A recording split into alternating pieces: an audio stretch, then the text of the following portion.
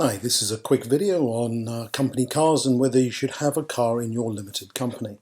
The basic advice is no, and the reason is that the tax on cars, on directors having cars in their limited company is horrendous.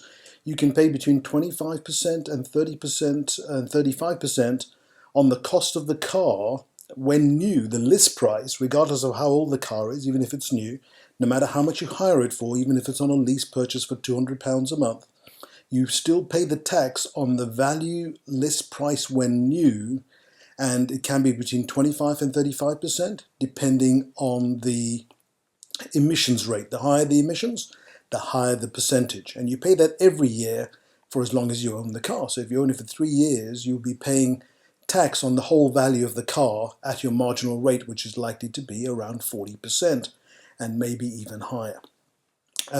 Worse still, if you use fuel, you'd have to do something like, maybe 100,000 business miles before that becomes even reasonable to put into the company. So if you do decide to have a company car and pay the penalty on tax, then you probably do not want to have fuel in it. Now, most clients will just take that advice and accept it as read and will hold the company car in their private name, which ultimately doesn't cost anything different.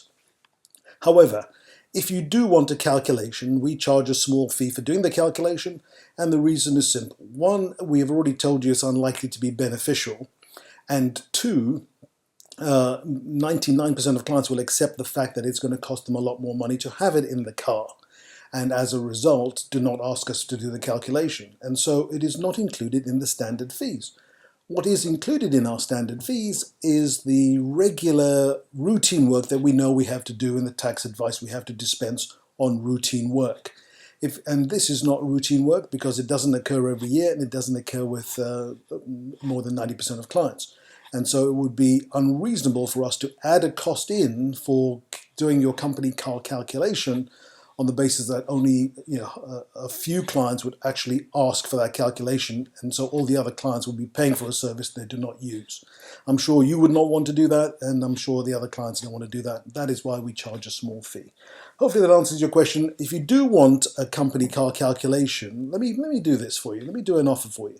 If you do want a company car calculation, and I do the calculation, you see the tax bills, and you still put the car into the company, then I will deduct the fee from your next bill or refund the fee that you've paid to do the calculation. I'm so confident that you will not want to put it in the company that if you do, having seen the horrendous numbers that the tax will be, I will refund the small fee.